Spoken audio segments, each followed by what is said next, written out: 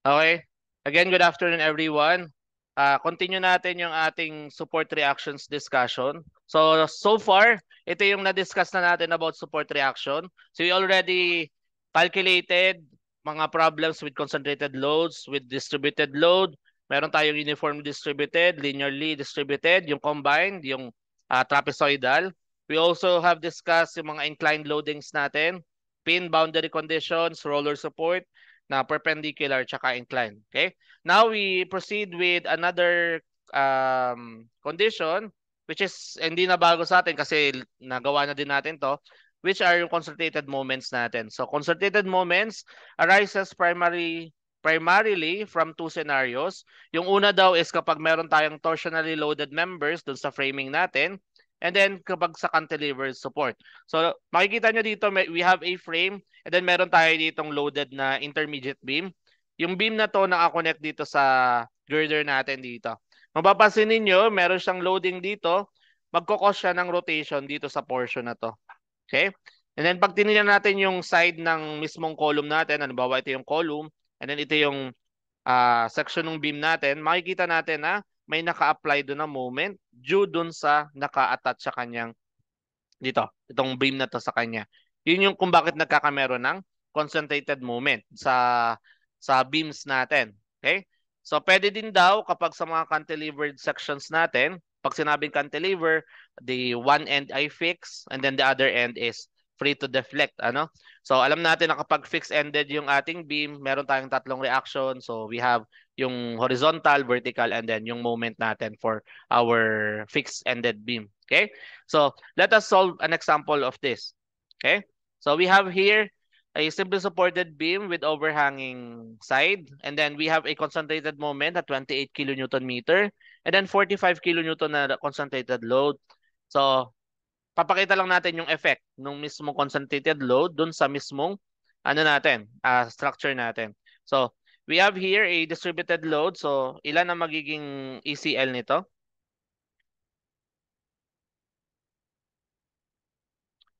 Ilan? 135, okay? And then yung distance niya from our point A, that is, so 1.5, okay? Correct? And then, meron po ba tayo convert? Wala na, no? Then we can now proceed dun sa atin mismong free body diagram na, okay? Yung external reactions natin. So we have here AY, and then we have here AX, okay? On the other side, we have BY, okay? So, again, ang goal natin is to eliminate yung pinakamadaming reaction at a time. So, we take moments dun sa A. So, summation of moment at A is equals to 0. Okay?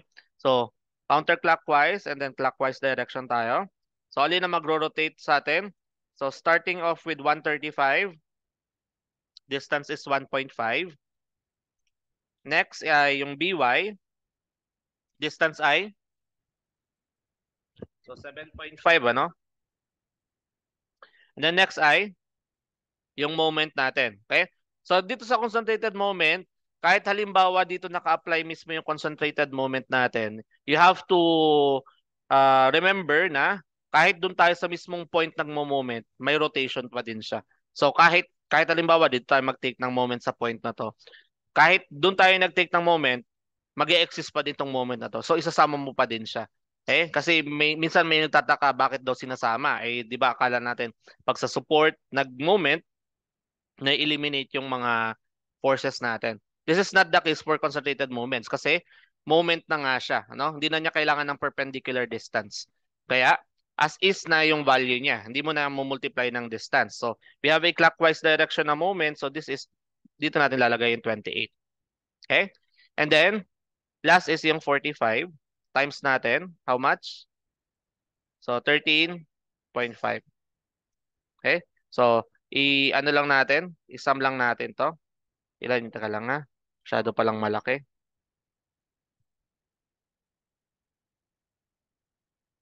So ilan yung magiging sum natin?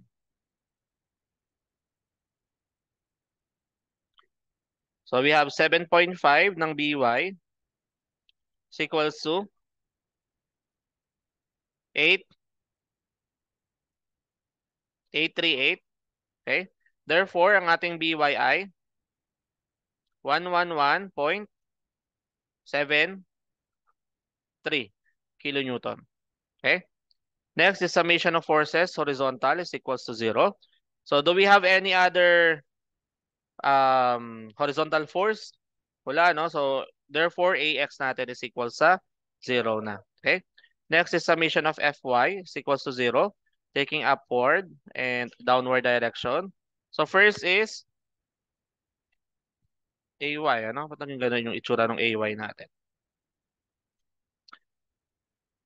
Okay, then we have 135. Then By tayo, that is 111.73. And then, yung moment, sasama ba natin? Hindi, no? Kasi rotation yon. Vertical lang tayo, 45 lang. Okay? Therefore, we have AY plus 111.73.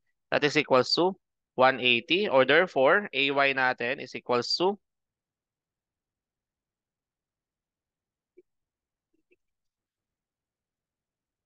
63.27.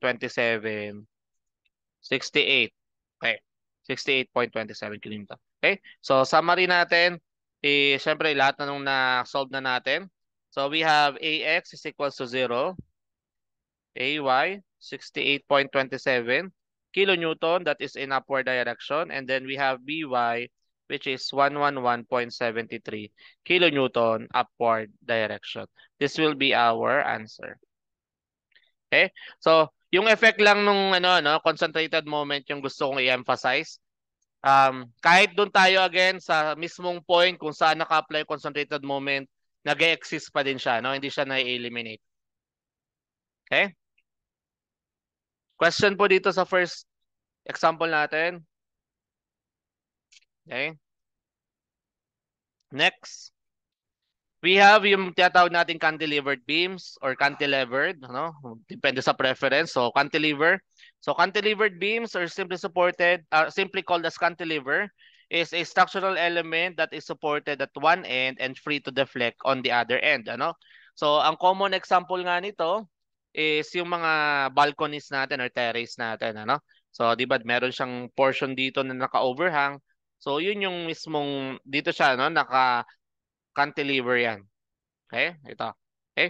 Ito din, no? Pag nakita nyo, yan, walang nakasalo ditong columns. So, ibig sabihin, that is a cantilevered beam. Okay? So, pag cantilevered beam, again, fixed yung isang side.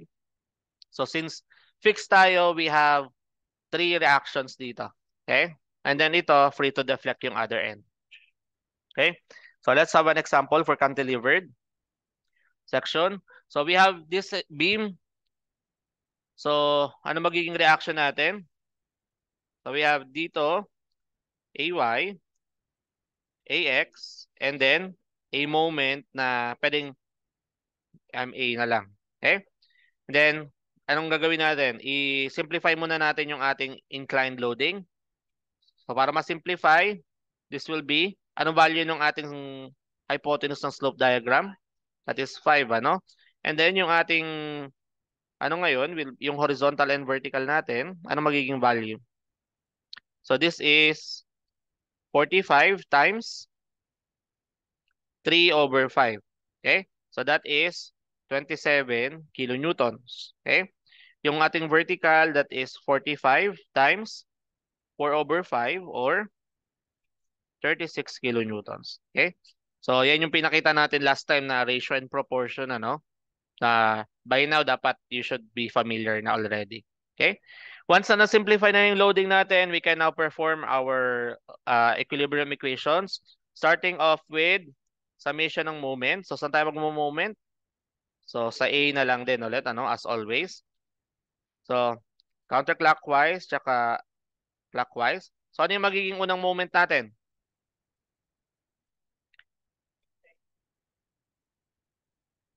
Ito muna, ano? Sabi natin, since meron tayong concentrated moment dito, due to support, laging kasama siya. Kaya, don't forget this one. So, meron tayo ditong MA. Okay? And then dito, kasunod, that is 36 times 3.0. About yung 27, yung horizontal natin, hindi na siya magro-rotate, ano? Kasi assume natin na wala siyang perpendicular distance. So, yung 90 na yung kasunod times 6.0. Okay? So, ano yung magiging value natin ngayon? Diretso na to. So, therefore, MAI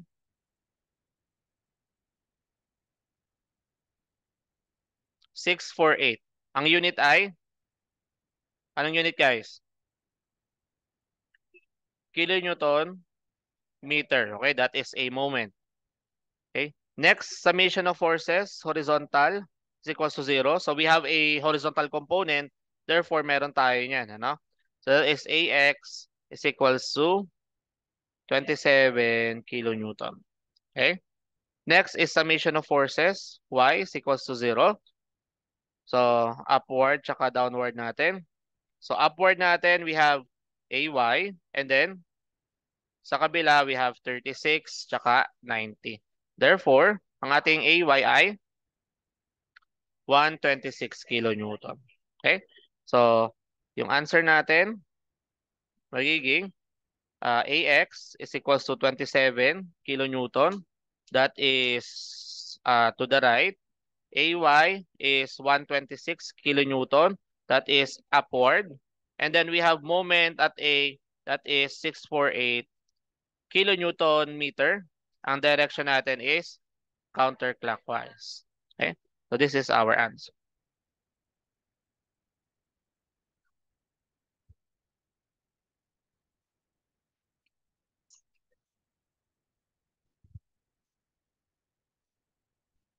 Okay? Question guys. Okay, no?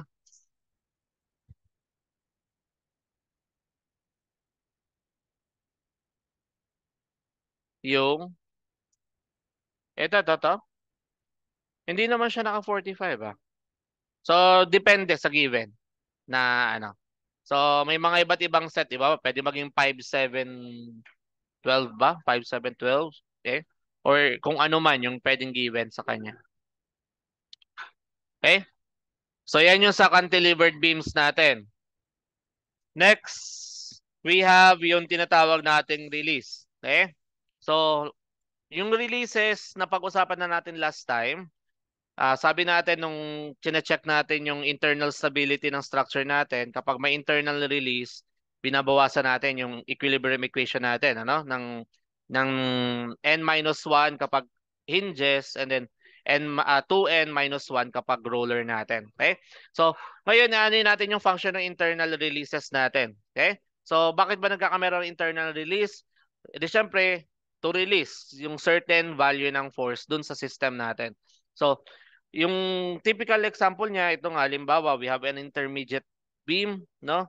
Ito, na nakakonect sa girder. Mapapansin niyo yung connection ng mismong beam natin, yung web lang yung naka-connect sa kanya. So, pag yung web lang yun, usually ang nata-transfer lang is yung axial, tsaka yung ano lang, ano, shear lang na force niya. So, walang moment na nata-transfer. So, ibig sabihin, pag walang moment, siya ay hinge, ano, or pin. Kaya nagkakameron ng internal hinge. Okay? So, ganun yung example niya. O kaya sa bridges, yung may mga gap na ganito. Okay? So, pwede yung, di ba, expansion joint yun, pero minsan yung purpose niya is to release yung moment at that section. Okay? So, pag naka-release nga tayo, yun yung nangyayari, ano? Nag-give off natin yung force, certain force. Okay? And paano natin makikita yung mga internal forces natin? So, one special tool na kailangan na masanay tayo is yung pag-cut ng section. And para makat ang section, pwede tayo mag-imagine ng lightsaber, ano? So may lightsaber tayo, ano? Kunyari kakat natin yung section. So di ba meron tayong mga external forces? So external forces natin, ano nangyayari doon sa beam natin para i-counteract yung external forces? Di ba continuously moving sila doon sa loob para i-resist yung mismong external forces natin? Ngayon kapag halimbawa, kinat natin dito sa gitna, ano sa tingin niyo may expose? May expose yung mga internal forces natin. Okay? So, ganito yung itsura niya pag na-cut siya, no? So, at most, merong tatlong may expose. Yung axial force, yung shear force, tsaka yung bending moment natin. And ito, oppose sila ng direction dahil due to Newton's third law of motion, kailangan opposite pero same ng opposite but same ng ng quantity. Okay? So, ngayon kung halimbawa meron tayong internal hinge, okay? Anong pag-hinge ang natin, ano ang ating reaction pag-hinge? Horizontal at vertical lang. Ngayon kapag dito tayo nag-cut ng section, makikita niyo yung section natin, wala na siyang moment. Okay? Kasi nga, yung internal hinge, hindi niya kayang mag-transfer ng moment. Doon sa portion na yon, zero na yung moment natin. Meron siyang moment dyan, pero equal to zero. Okay? So, kaya yun yung inaano natin sa kanya pag may internal hinge tayo. Okay? So, let us solve a problem na merong internal hinge. So, before that, ito muna yung mga positive sense muna ng ating mga internal forces. So, para mas madaling matandaan, for axial force, para maging masabi nating positive o yung sign convention natin, kailangan laging ite-tension natin yung member. Halimbawa, kinonsider natin yung left segment, laging away from the member pag axial o pag horizontal force. Okay? Same with right segment, away from the body. Yun yung positive sense natin. For shear, ang positive sense natin, imagine nyo na gusto nyong i-rotate ng clockwise yung mismong beam natin. So ito, kaya siya pababa para mag-rotate siya papunta doon. So clockwise. Okay? Doon sa right side, upward siya para mag-rotate ng clockwise. Okay? So, yun yung madaling paraan para ma-memorize niyo yung ano niya. Kasi depende kung aling segment ang kinuha ninyo, no? And then for bending moment, ang pinakamadaling palatandaan sa kanya, ang tendency nyo, gusto nyo laging tuklapin pataas yung beam. Kaya papunta siya doon and then papunta siya doon. So, gusto mong tuklapin pataas yung beam natin. So, yun yung mga positive sense ng mga forces natin ng ng axial force, shear force, saka bending moment. Okay? So, let's have an example. Okay? So, halimbawa itong beam natin, hindi muna natin consider na meron siyang internal hinge. What is our stability kung wala siyang internal hinge? Anong stability natin? Indeterminate tayo kasi ang external stability natin, lagay natin, external stability natin, that will be 2 dito, 1 plus 1, that is 4, minus 3, so meron tayong 1. Internal determinancy, kung wala muna internal hinge, that is 0.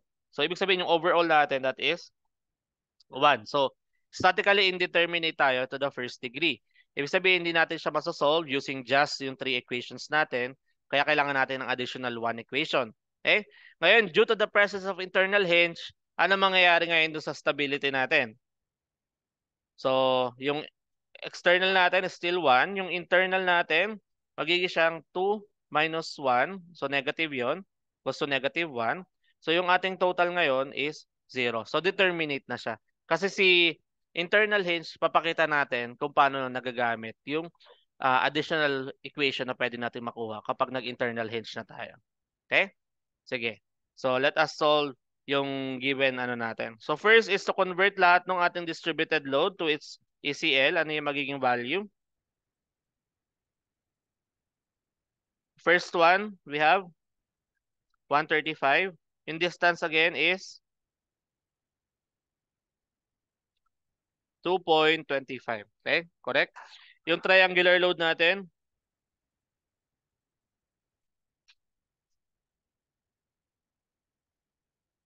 anong value?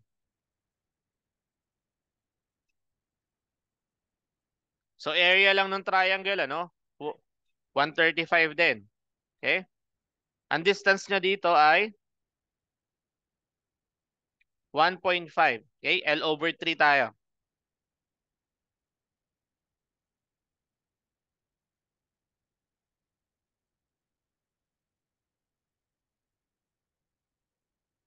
Okay?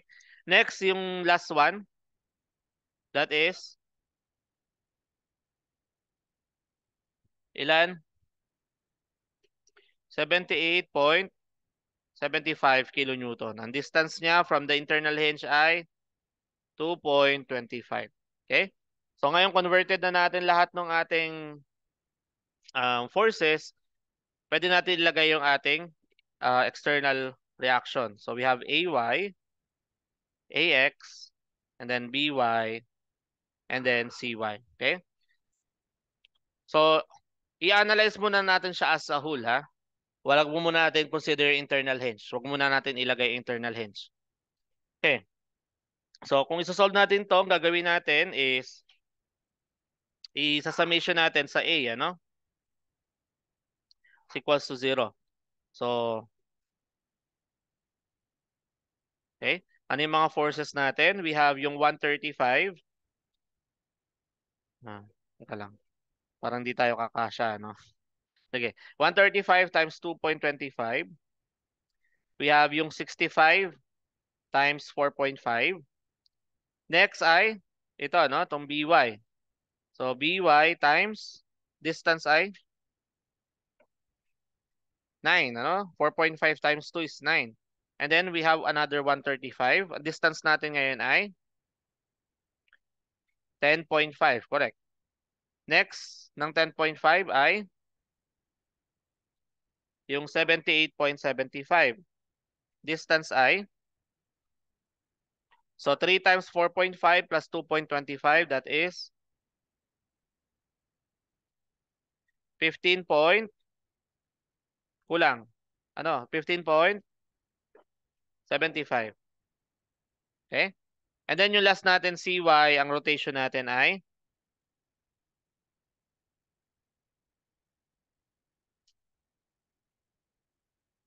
18. Okay? Okay.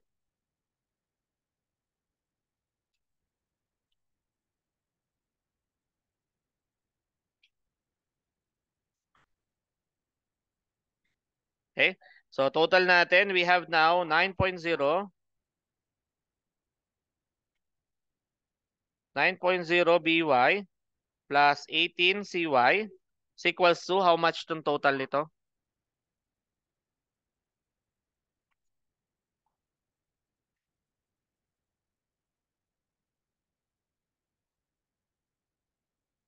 3254.06. Okay? Tawagin natin to equation number 1.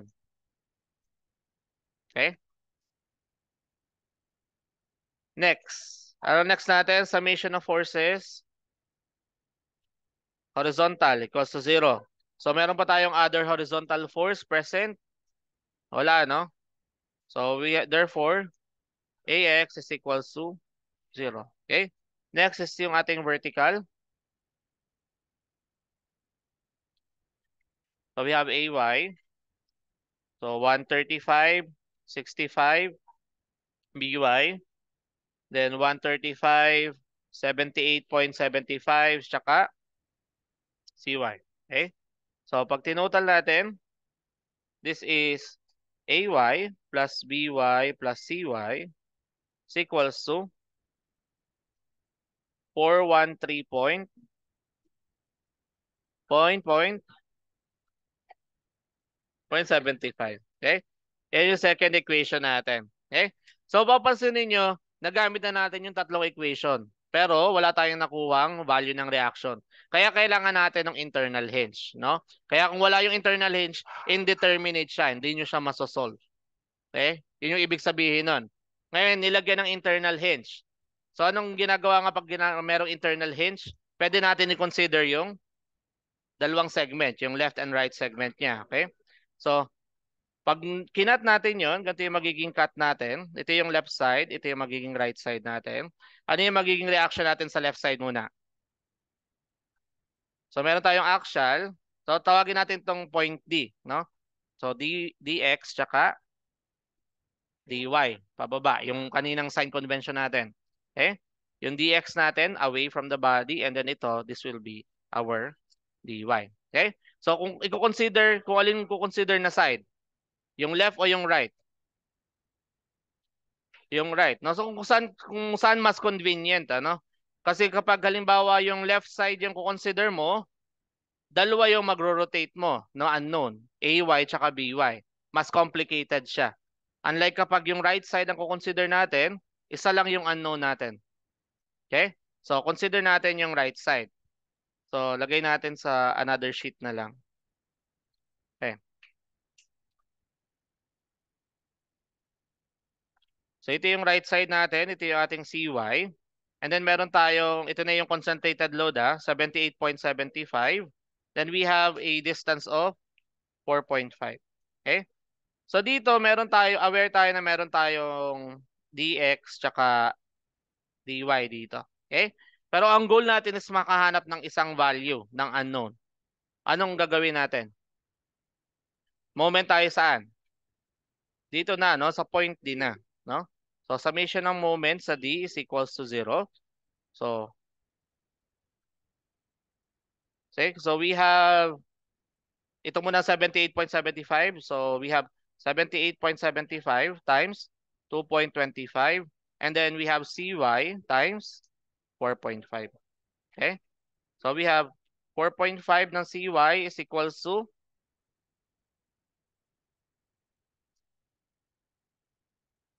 ilan to? 177.19. Okay? So therefore, ilan ang CY natin?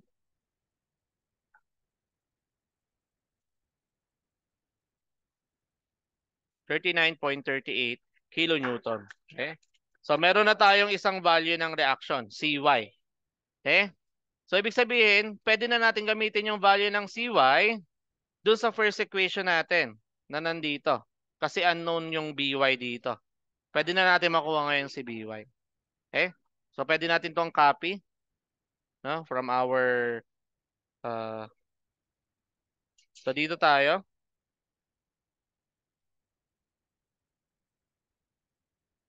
Okay, dito na lang natin lagay. This will be BY ay equal sa 3254.06 minus 18, tinranspose natin, 39.38 divided by 9.0. What is BY?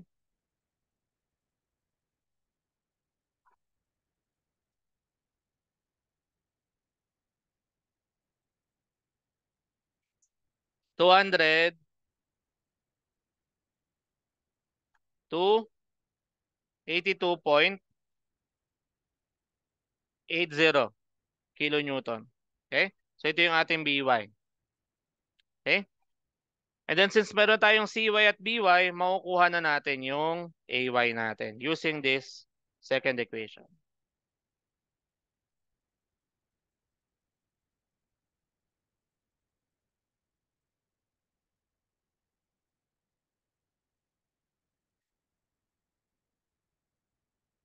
Okay, so AY is equals to 413.75 minus yung BY natin, 282.8 minus yung 39.38. Ano ang AY natin?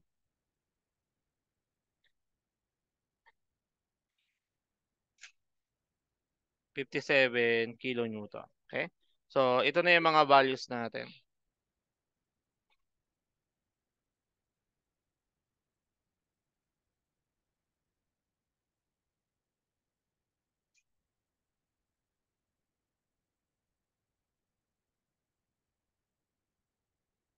Okay? So, na-solve nyo na agad lahat ng reaction nyo.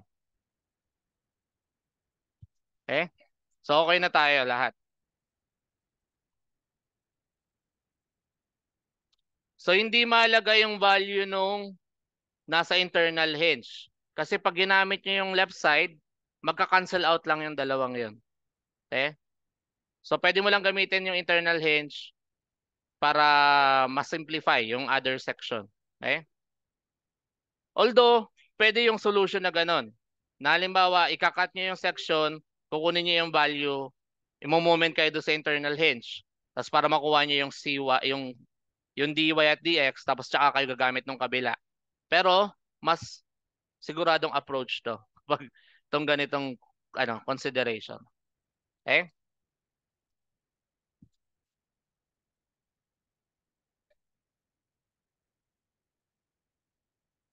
Yung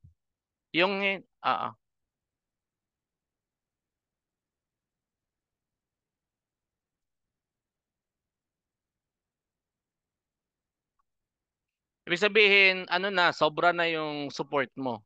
Magiging unstable ka na pag sobra-sobra naman. Okay? Okay, ano yung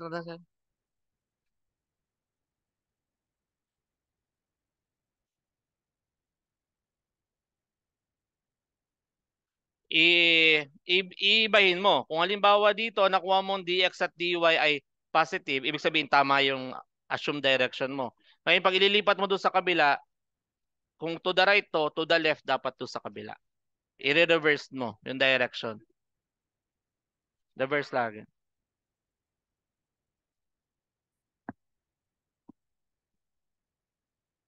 Paano sumasabog? Mm. Yes, kapag halimbawa ay, pero dapat hindi parehas. Dapat yung isa lang. Pwedeng mangyari yun, halimbawa dun sa example natin last time na pag yung mga overhanging. Pag overhanging kasi ang nai-stress lagi, yung nandun sa may overhang. Pero yung dito sa kabila, pwedeng downward din siya. Kasi, oo, pwedeng maging downward siya. Hindi laging upward, pwede siya maging downward. So, possible yun. Pero hindi mangyayari na parehas downward. No? Kasi, ano na yun, sana mapupunta yung magre-resist dun sa pataas natin. Okay? Sige. Question pa? Wala. O sige, sit work.